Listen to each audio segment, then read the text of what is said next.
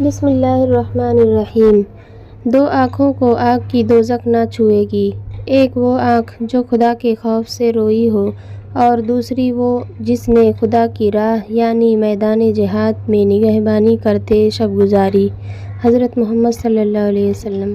جو شخص اپنی آنکھوں کو اللہ کی حرام کردہ چیزوں کی دید سے محفوظ رکھے گا، جنت میں اللہ تعالیٰ اس کی آنکھوں کو ٹھنڈک عطا فرمائے اور ایسی نعمتیں حاصل ہوں گی جن کی بدولت اس کی آنکھوں کو نور اور دل کو سرور حاصل ہوگا۔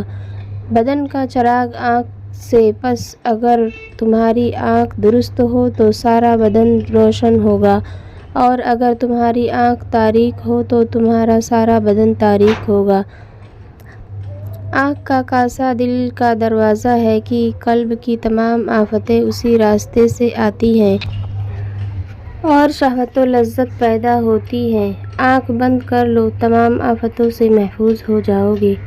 جو شخص اپنی آنکھوں کو آوارہ نگاہی سے بچاتا ہے، اس کے دل کو نیاز مندی سوز کی نعمت عطا کی جاتی ہے۔